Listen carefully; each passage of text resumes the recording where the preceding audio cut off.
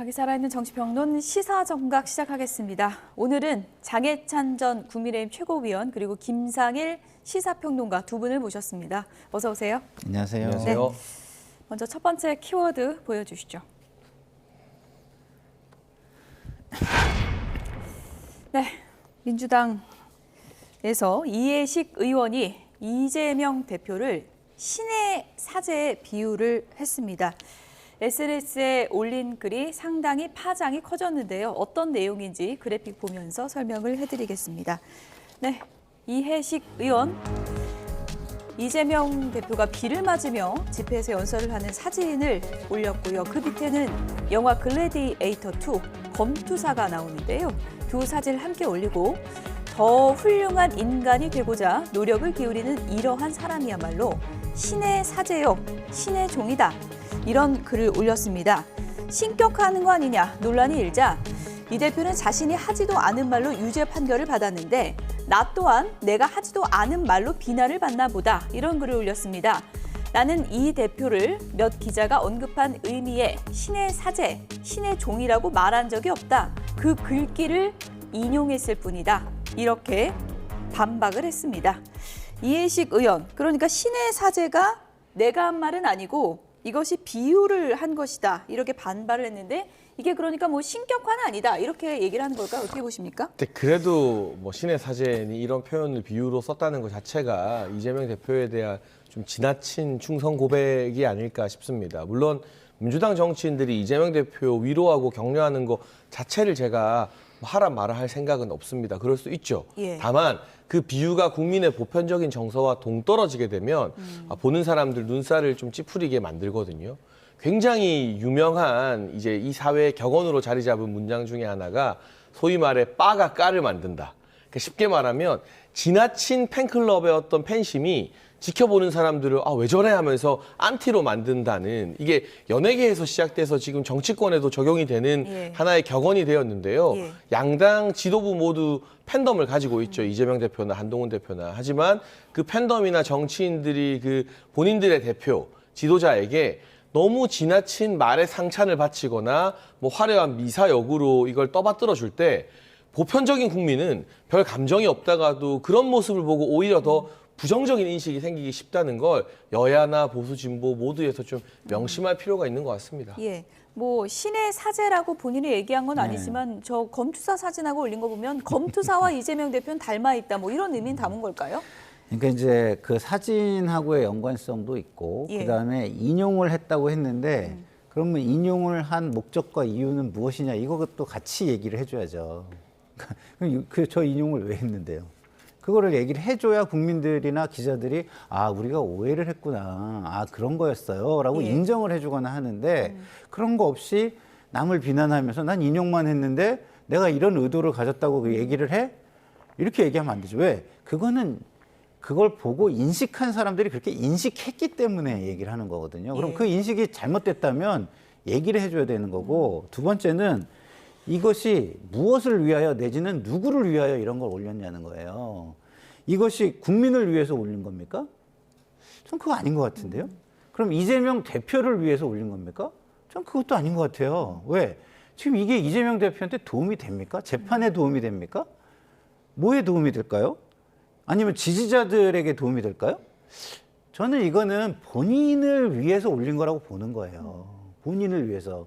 본인이 강성 지지층에 박수받고 환호를 받기 위해서 올린 거예요. 이재명 대표의 이미지를 좀 검투사처럼 이런 이미지로 상징화시키려는 그런 건 아닐까요? 그러니까 예. 만약에 그렇다고 한다면은 예. 지지자들은 이미 그런 이미지를 가지고 있고요. 예. 중도층은 그런 이미지를 주려고 하면은 그거를 싫어하고 짜증낼 가능성이 굉장히 크고요. 예. 그리고 반대편에서는 이거 봐라 하면서 비난할 가능성이 커요.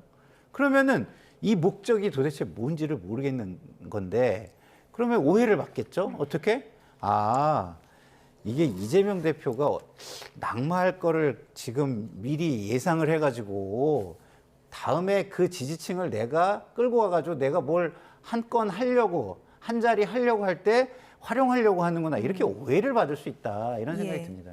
김병욱 전 의원 같은 경우에는 이해식 의원이 그냥 일개 의원이 아니고 비서실장이다 보니까 일거수일투족을 함께 하다 보니까 이재명 대표의 진면목을 알아본 것이다. 이렇게 또 해석을 하더라고요. 이게 과해요. 예. 김병욱 전 의원도 이제 성남에서 정치를 했기 때문에 이재명 대표와 아주 가까운 측근으로 통하는데 저런 이야기는 한다손 치더라도 국민의 정서와 맞는 단어로 좀 순화를 시켜야 되고요. 그리고 친명계가 아닌 이재명 대표와 거리가 먼 정치인들이 알고 보니까 참 괜찮더라, 좋은 사람이더라 이렇게 말할 때 효과가 배가 되는 거지.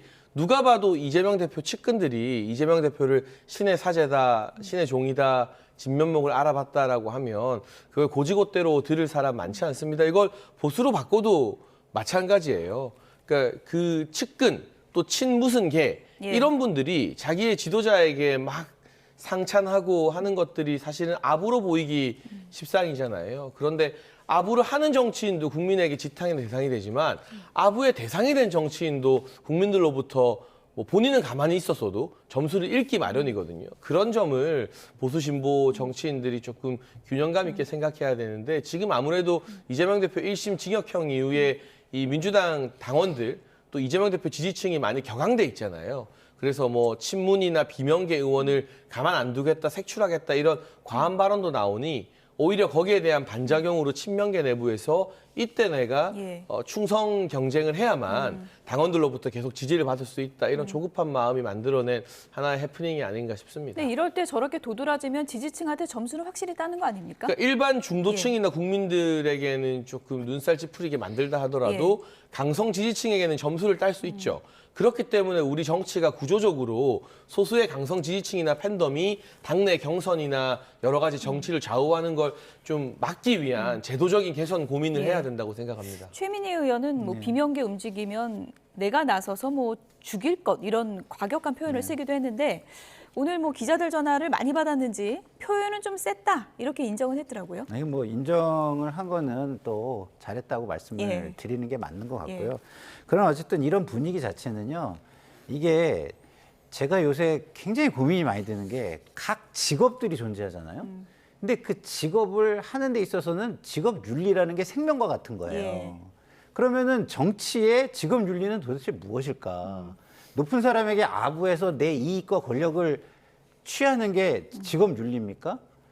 그건 아닌 것 같거든요. 그래서 요새는 모든 직업들이 직업 윤리가 없어지고 장사가 되고 있다. 비즈니스가 자기 비즈니스가 되고 예. 있다. 이런 생각이 들어서 참 안타깝고요. 이해식 의원이 김병욱 의원의 전 의원의 이 글을 봤다면 예. 이재명 대표의 진문명을 봤다. 그럼 이것도 화를 내야죠. 나 그런 의미 아니라니까. 당신 왜 그래? 이렇게 얘기를 해야죠. 예. 그렇잖아요? 그 의미 아니라면서요. 근데 여기다는 그런 얘기 못 하잖아요. 예. 그 얘기는 그런 의미가 담겨 있다는 거예요. 그래서 저는 아까 뭐 우리 장해찬 전 최고께서 보수, 진보 가릴 것 없이 그런다 이렇게 말씀을 하셔가지고 저는 그게 고마웠는데 제가 지금 우리 당을 비판하고 있긴 하지만 보수도 만만치가 않아요. 예. 지금 윤리가 있는 쪽이 하나도 없는 겁니다. 양쪽 다. 지금 뭐 보수는 뭐 대통령과 여사에게, 그다음에 진보는 당 대표에게 이러지 말고 국민을 위해서 직업 윤리를 되찾았으면 좋겠다 이런 생각이 듭니다. 네, 뭐 겉으로는 친명들의 지금 뭐 충성 경쟁이 눈에 두드러지지만 당 물밑에서는 이런 움직임도 있을 것이다. 정치권에서는 이런 분석들이 나오고 있습니다. 어떤 얘기들이 나오고 있는지 들어보시죠. 저는 지난주 토요일에 거의 이제 피크를 찍은 거라고 봐야 되겠죠. 집회 참여하는 숫자는 줄어들 거다. 예, 지금은 이제 친명으로 이제 일색화된 정당 아닙니까? 예, 그래도 뭐 쉽게 이재명 리더십이 쉽게 흔들리지는 않겠죠. 근데 저는 그 친명 의원들 내에서도요, 낮에는 친명 행사를 하고 밤에는 동요하는 이 주명 야동 의원들이 갈수록 늘어날 거라고 봅니다. 25일 위증교사 저는 뭐 실형이 선고될 거라고 보는데 뭐 법정 구속이야 될 가능성이 낮다라고 봅니다만 하긴 실형이 선고될 거라고 예상을 하는데 이 이른바 주명 야동 의원들 입에서 어떤 얘기가 나오냐면 이재명 대표 너무 안타깝지만 그래도 당은 살아야 될 것 아니냐. 예, 이런 얘기가 슬슬 나오기 시작할 겁니다. 민주당에 지금 보면 이재명 대표와의 인연으로 소위 국회의원 배지를 단 사람들이 한 60여 명 가까이 돼요. 그래서 그건 완전 친명계의 핵심 옹이 세력들이죠. 그 세력들과 어쩔 수 없이 이재명 대표에게 고개 숙였던 정치인들이 많이 있을 겁니다. 민주당에서 공천 때문에. 어허. 그렇게 되면은 또 이제 반명 세력들이 또 있거든요. 예. 지금 숨기고 있지만 예. 그때쯤 되면은 민주당의 내분이 격화가 될 것이다. 대북 송금 대북 사건 송금. 선거 이후로 저는 보고 그게 있습니다. 워낙 뭐 낮에는 친명이지만 밤에는 움직일 것이다. 뭐 주명 야동 뭐 이런 신조어까지 지금 나오고 있는 상황인데 민주당 물밑에서는 이번에 위증교사 사건 1심까지 나오고 나면 좀 움직임이 있을 거라고 보십니까? 어떻게 보십니까? 그러니까 고민이 많겠죠. 예. 위증교사에서도 중형 선고가 예상되지만 공직선거법에서도 징역의 집행유예가 나왔기 때문에 이게 단순히 벌금 뭐 한 150, 200 나왔을 때보다는 친명계라 하더라도 심리적으로 느끼는 충격파가 훨씬 더 클 수밖에 없습니다. 그렇지만 이걸 입 밖으로 내고 어떤 단체 행동을 하기까지는 저는 시간이 좀 더 걸린다라고 보는데요. 지금 상황에서 섣불리 움직였다가는 과거 김민석 현재 민주당 수석 최고위원 어느새 이재명 대표의 오른팔이 되어 있는데 이분이 과거 노무현 전 대통령 단일화 국면에서 정몽준 후보에게 갔다가 예. 거의 20년을 야인 생활하지 않았습니까? 그러니까 제2의 김민석이 될 수도 있다라는 불안감이 오히려 있기 때문에 예. 당분간은 수면 위에서는 오히려 이해식 의원처럼 이재명 대표에 대한 충성 경쟁이 오히려 과도하게 이어지지 않을까. 다만 이분들이 만나는 뭐 식사 자리나 예. 술자리나 사적인 공간에서는 다음 대안에 대한 논의를 안 할 수는 없을 겁니다. 그러나 이게 본격화되고 어떤 세력화로 드러나는 시점은 이 공직선거법이 한 2심 정도에서 여전히 의원직 상실형이 나오면 그때부터이지 않을까. 다만 이 2심이 1심처럼 오래 걸릴 게 아니라 제가 봤을 때는 길어도 6개월 안에는 확정이 예. 되거든요. 그래서 내년도 상반기가 끝날 즈음에는 민주당 내부에서도 본격적인 세력 분화가 이루어지게 예. 될 것 같습니다. 뭐 언론에 나와서 그렇게 대놓고 얘기하긴 힘들겠지만 335 민주당 의원들이 개인적으로 식사 자리나 그런 데서는 좀 불안감을 표출할 수 있지 않나 뭐 이런 얘기들인데 그건 어떻게 보세요? 저는 아직은 그렇지 않다고 보는 게 이런 거거든요. 우리가 광야에 가잖아요. 예. 그러면 필요한 게 있어요. 움직이려면 방향이라는 게 필요해요. 그럼 그 방향을 보여줄 수 있는 게 큰 깃발. 그러니까 깃발이 되는 정치인이 있으면 그 방향으로 움직입니다. 예. 아니면 자기 자신이 나침반이 있으면 정치적인 소신과 정치적인 윤리와 용기가 있으면 움직입니다. 근데 이 두 개가 다 없어요.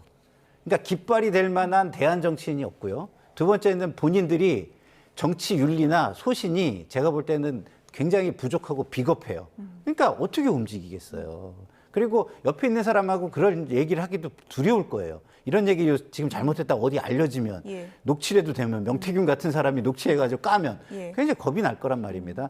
지금은 움직이기가 쉽지가 않다. 머릿속 안은 복잡할 거예요. 그러나 누구하고 얘기하기도 쉽지 않은 정도의 분위기가 지금 민주당의 분위기다. 저는 이렇게 생각을 하고요. 그러나 권성동 의원의 말처럼 이게 그 재판이 계속 진행이 돼서 2심 정도가 끝나면 그때는 좀 움직이겠죠. 왜냐하면 이거 상황이 고착화되는 거 아니야? 이 고착화가 되면 이거 움직일 수 없는 상황에서 우리가 뭐 할 수가 없으니 그 상황에서는 어쨌든 다른 대안을 뭔가를 만들어야 되는 거 아니야? 이런 얘기가 나올 법하겠죠. 예. 이번에 1심에서 예상보다 세게 나왔다고 하는데 그래도 민주당이 이렇게 흔들리지 않는 건 어떻게 보면 이재명 대표 리더십이 뭐 그만큼 공고하다 또 이렇게도 또 지지자들은 볼 수 있을 것 같거든요. 그런데 문제는 예. 1심 판결이 나왔음에도 불구하고 흔들리지 않는 게 장기적으로 민주당에게 도움이 되느냐 아니냐의 부분입니다. 그 뒤로 장애 집회하고 이재명 대표를 위시로 충성 경쟁이 일어나는 게 저는 단기적으로는 민주당을 안정화시키는 위기에서 어떻게 보면 그릇이 깨지지 않게 하는 전략일 수 있겠지만 예. 이게 이 물 온도가 계속 올라가고 있는데 그 안에 담긴 개구리처럼 오히려 서서히 상황이 악화되는 걸 방치하는 그런 상태일 수도 있거든요. 차라리 빨리 플랜 B에 대한 고민을 하고 민주당 내부에서 여러 주자들에 대한 어떤 감론을박, 검증 등이 이루어져야 가장 경쟁력 있는 후보를 다음 대선에 내세우고 대선 이전에 지방선거라는 또 큰 관문이 있죠. 예. 근데 공교롭게도 다음번 지방선거 직전에 아마 이재명 대표의 선거법 관련한 확정 판결이 나올 가능성 배제할 수가 없습니다.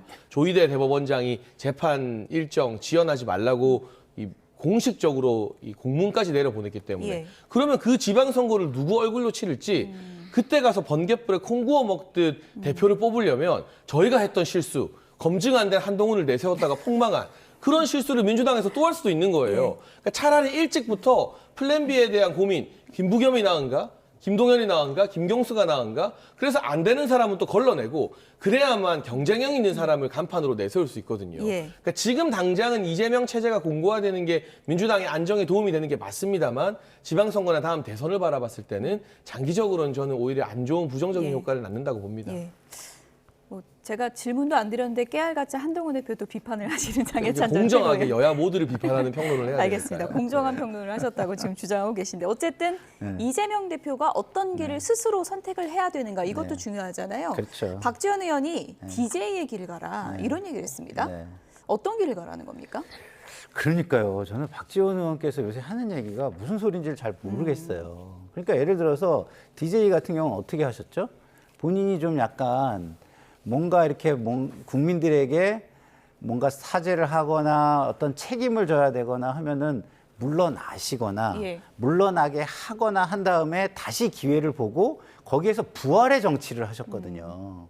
그러면 그것을 자기 희생을 통해서 희생을 당하더라도 국민들이 부활시켜주는 정치를 해야 되는 건데 지금 이재명 대표의 정치가 그런 건 아니거든요. 좀 전에 말씀하신 대로 굉장히 지금 리더십이라고 할 수 있는 것이 굉장히 공고해요. 예. 그다음에 이걸 공고하게 만들어주는 주변 환경 요인도 있어요. 그게 뭐냐? 지금 윤석열 정권과 국민의힘이 너무 죽을 쓰고 있는 거예요. 국민의 시각에서 볼 때 민주당이 죽을 쓰지만 저긴 그래도 힘이 없기 때문에 어쨌든 어떤 그 뭐랄까 징계가 됐든 책임을 지는 일이 됐든 그거를 질 수밖에 없는 길로 가고 있잖아요. 근데 힘을 가진 쪽에서는 자기네 힘으로 그걸 다 막고 무마시키고 그러고 있잖아요. 예. 그러면 이것이 과연 정권 교체 가능성 이거를 높여줄까요? 높여주지 않으면 이재명 대표의 체제는 계속 공고하게 가는 겁니다. 사법부가 그걸 완전히 불가능하게 만들기 전까지는. 두 번째, 국민 지지입니다. 국민 지지가 그러면 지금 이재명 대표가 이게 1심 선고가 나왔다고 해가지고 국민의 힘으로 갈까요? 그렇지 않단 말입니다. 아까도 말씀드렸듯이 형평에 문제가 있다고 생각을 하면 예. 그거는 그대로 스테이터스코 현상 유지로 그냥 갈 수가 있어요. 내지는 좀 동정론이 작용해서 민주당 쪽으로 더 올 수도 있어요. 그렇게 되면 어떻게 되겠습니까?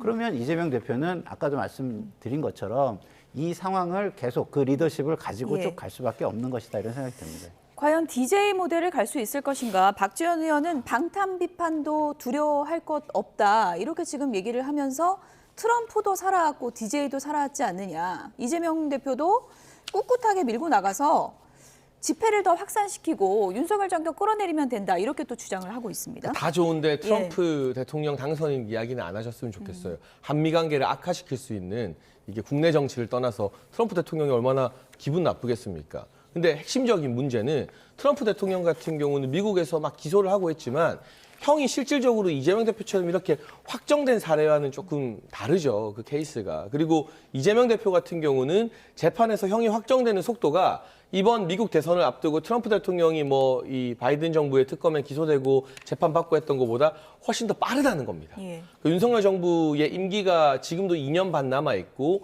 이 2년 반이면 지금 1심이 선고된 공직선거법이나 25일에 나오는 위증교사뿐만이 아니라 예. 오늘 이재명 대표가 기소된 법인카드 이거 횡령이죠. 이 배임.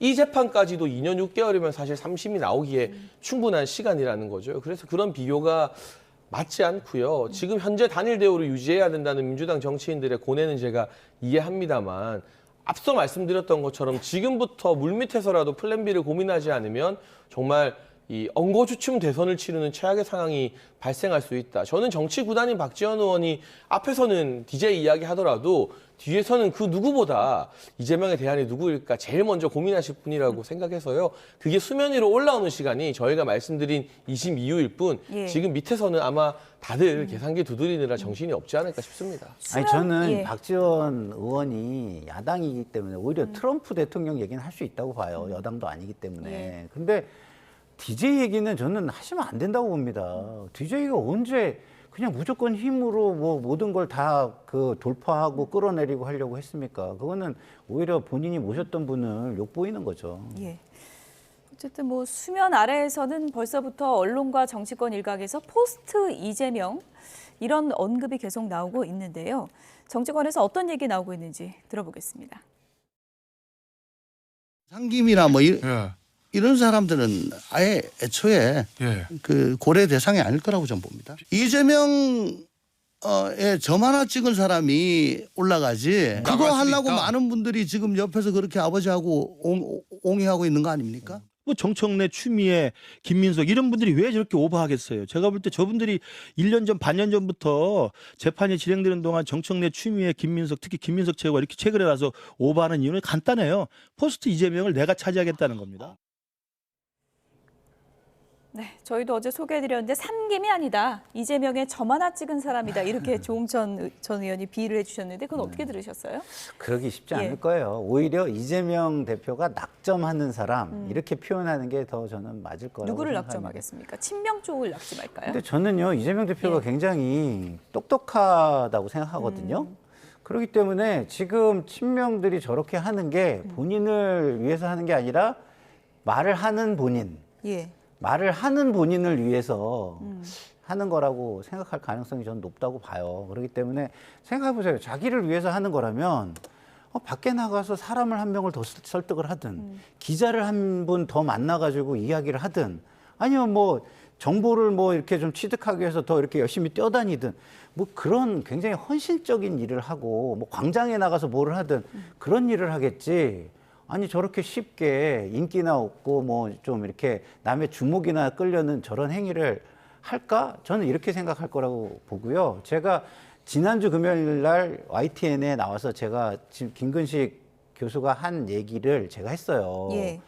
다른 사람들이 그렇게 오해할 수 있으니까 자중하는 게 좋다 이런 얘기를 했는데 지금 당장 오해하는 사람들이 되게 많잖아요. 김근식 교수도 그렇게 얘기하고 제가 보니까 뭐 오늘 김용태 의원도 뭐 그렇게 뭐 방송에서 그렇게 얘기했던데 저렇게 오해하는 사람들이 많이 생길 거기 때문에 진정 이재명 대표를 위하고 진정 국민을 위하는 게 뭔지를 고민해서 다시 좀 진짜 헌신적인 행보를 보였으면 좋겠다. 이런 지금 생각이 거론된 듭니다. 이름들은 좀 거리가 멀다고 보시는 건가요? 거론된 이름들은 뭐 제가 볼 때는 아까 말씀드린 대로 예. 직업 윤리보다는 생계형 내지는 그 비즈니스형이라고 저는 생각하기 때문에 예. 자기 비즈니스를 하고 있는 것이다라고 저는 봅니다. 어쨌든 뭐 김근식 교수는 정청래, 추미애, 김민석 이런 이름들을 거론을 하셨는데 박찬대 원내대표가 좀 섭섭할 것 같기도 하고요. 그러니까요. 누가 박찬대 있을까요? 원내대표가 얼마나 열심히 이재명 대표 옹이했는데. 근데 핵심은 뭐 정청래, 추미애, 김민석 이런 개인이 아니라 예. 결국 이재명 대표의 후계자가 친명이냐 비명이냐 그게 핵심인 것 같습니다. 지금 조응천 전 의원이나 김근식 전 실장이 말하는 것처럼 그게 친명계 내부에서 이재명 대표의 후계자를 낙점하는 방식으로 새로운 대안이 떠오른다면 국민의힘이나 보수 진영 입장에서는 완전 땡큐죠. 사실 이재명 대표의 리스크를 그대로 안으면서 이재명 대표보다 결집도나 인지도가 떨어진 인물이 나온다는 거잖아요. 그런데 당내에서 약간의 분란이나 진통은 있겠지만 예. 소위 말하는 삼총리 내지는 신삼김 뭐 이런 사람들이 비명의 색깔을 가진 사람들이 이재명의 대안이 되면 민주당의 색깔 자체가 자연스럽게 좀 중도적으로 바뀌게 되는 거잖아요. 그게 국민의힘과 보수 진영 입장에서는 부담스럽기 때문에 예. 오히려 이재명 대표의 다음 대선 불출마 이 사법 리스크가 확정되는 게 당연히 사필 규정이고 공정한 일이지만 정치적으로 보면은 국민의힘이나 보수 진영 입장에서는 오히려 더 센 후보가 나오게 길을 터주는 거 아니냐. 실제 보수 주간지나 보수 일간지의 사설에서 보면 예.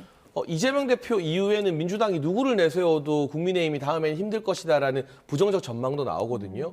그렇기 때문에 뭐 김민석, 추미애든 누구든 친명계 내부에서 같은 색깔의 후계자를 끌어올리는 게 친명들의 목표겠지만 그게 역으로 보수한테는 도움이 되고 완전히 좀 우당탕탕하고 민주당의 색깔이 바뀌더라도 삼총리나 신삼김 같은 이재명 대표와 거리가 먼 인사들이 대안으로 등장하면 민주당은 좀 시끄러워도 장기적으로는 그게 보수 진영에는 훨씬 더 큰 부담이자 좀 두려운 상대가 될 것 같다는 평론을 해봐도 될 것 같습니다. 어쨌든 지금 당장은 민주당이 똘똘 뭉치는 분위기고요. 이재명 대표 항소심을 앞두고 김윤덕 더불어민주당 사무총장이 이런 얘기를 했습니다.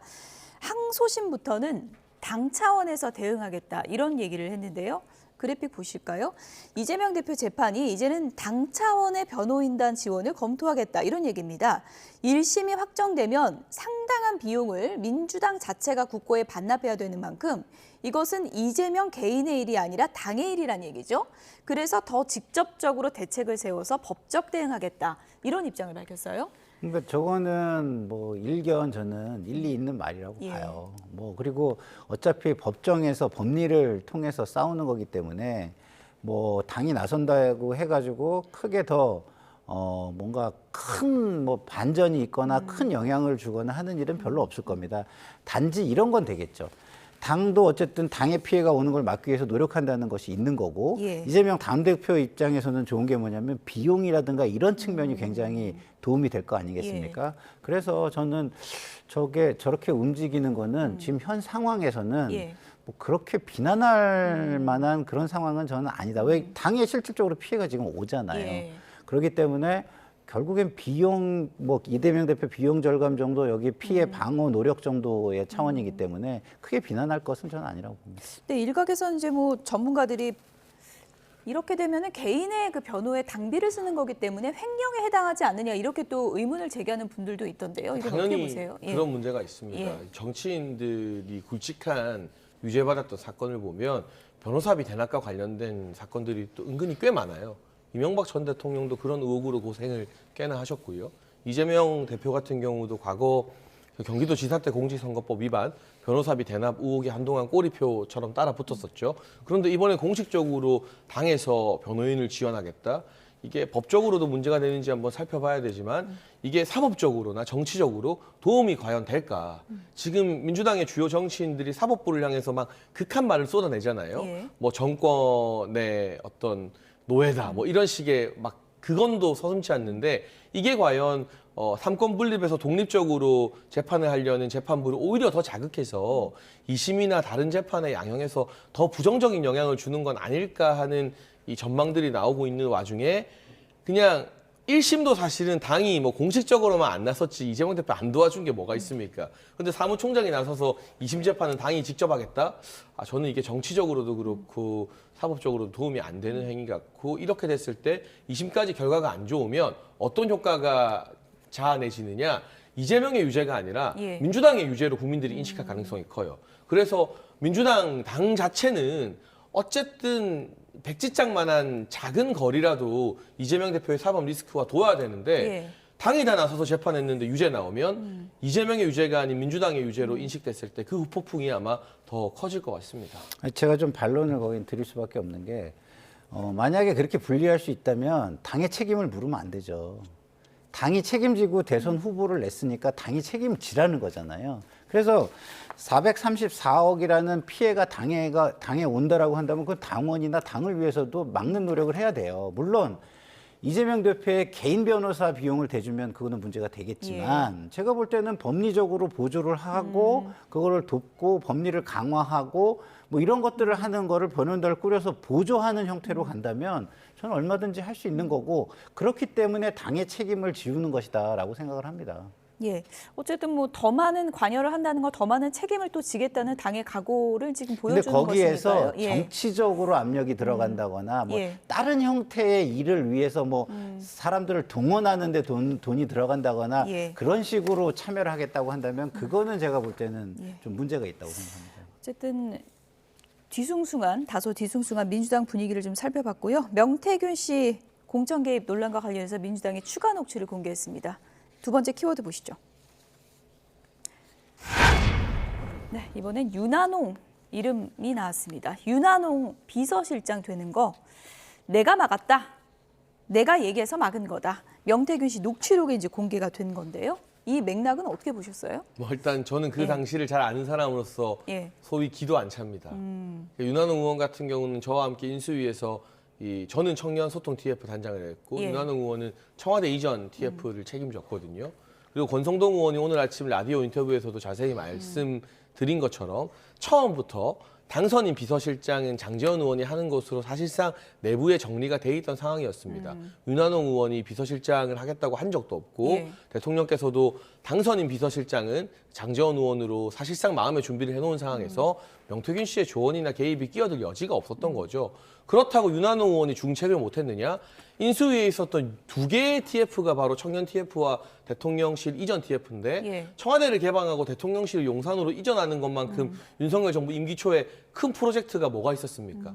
어떻게 보면 정권 초에 명운이 걸린 큰 프로젝트를 윤한홍 의원이 담당해서 총책임자 역할을 한 건데 비서실장은 안 했지만 명태균 씨 말대로 윤한홍 의원이 자기 때문에 팽당했으면 그런 중역을 못 맡게 되는 거죠. 하지만 누구보다 관심을 많이 받는 그 중역을 맡아서 임무를 완수하지 않았습니까? 그러니까 명태균 씨가 중앙에서 얻은 약간의 인맥과 대선 경선 이전의 어떤 친분을 바탕으로 그냥 허황된 과장을 지역 정치인들에게 아무렇게나 떠든 게 예. 그냥 녹취라고 해서 나오는 게 지금 다 명태균 씨의 일방적인 말이잖아요.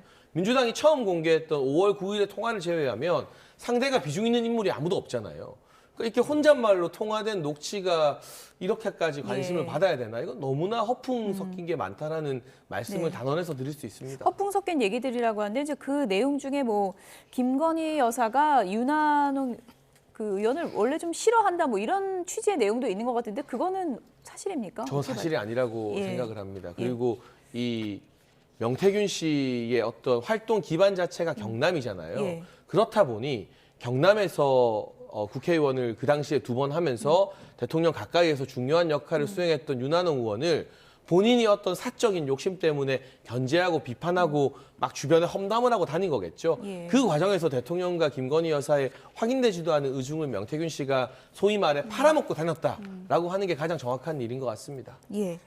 권성동 의원도 오늘 아침 언론 인터뷰에서 이 부분을 직접 해명했습니다. 들어보시죠. 2022년 3월 9일이 선거고 예. 3월 10일 날 확정이 됐잖아요. 이미 장지원 의원이 예. 그 당선인 비서실장을 하고 싶어서 예. 선거 한 일주일 전부터 저와 그 윤한홍 의원한테 찾아와서 자기가 좀 하고 싶다라는 의견을 밝혔고, 장지원 의원. 예, 그 저를 찾아왔어요. 예. 그래서 저는 그때 그랬어요. 나는 정권 교체한 것만으로 만족이다.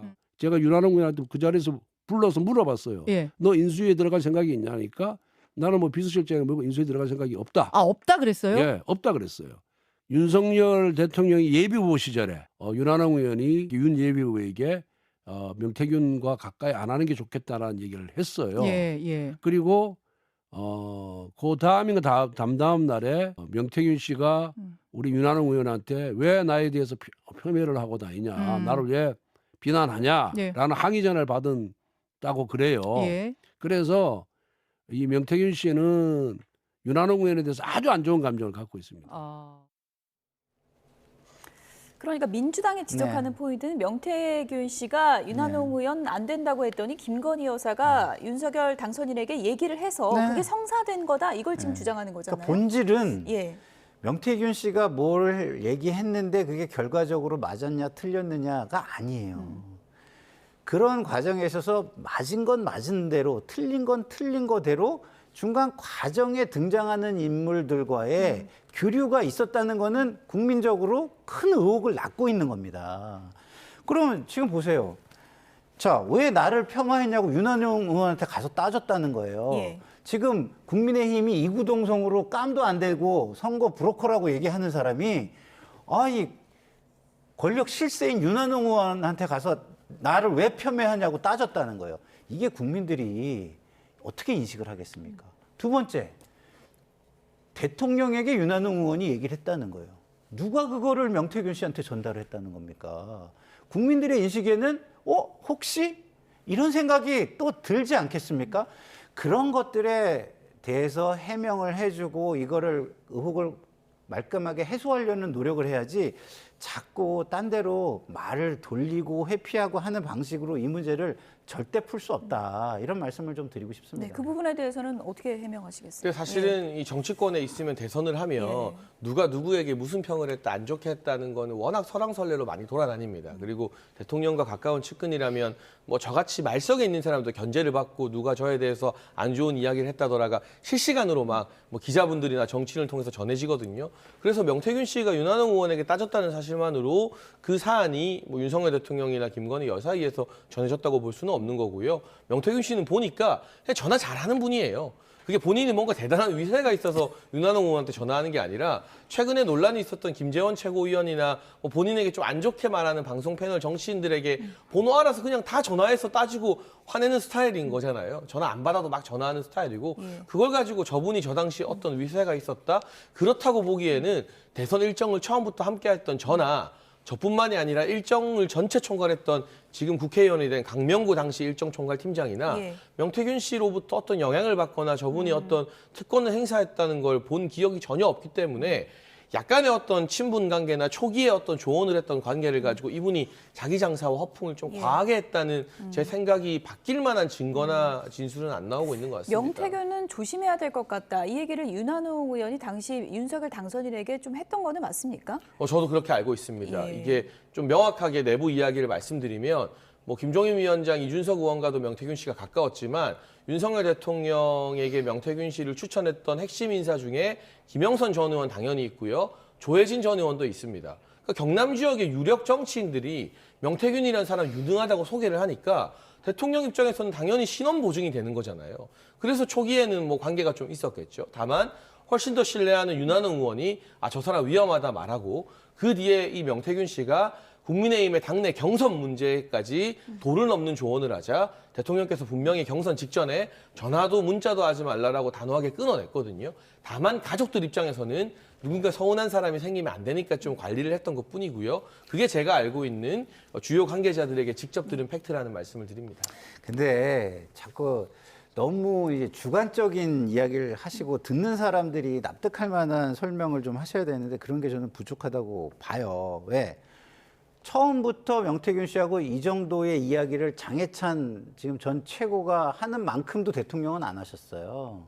그냥 끊어냈다고 했기 때문에 국민들은 이런 관계가 있을 거라고 생각을 안 했는데 이런 관계가 나온 거예요. 다시 말해서 대통령이 거짓말을 하셨다고 다수의 국민들이 인식을 하고 계세요. 그리고 국민의힘 쪽에서도 그걸 알면서도 묵인하거나 동조해서 거짓말을 했다고 생각하는 사람들이 굉장히 많으세요. 근데 거기다 대고 당신들이 미리 정보가 없었으니까 이렇게 생각하는 건 말이 안 돼.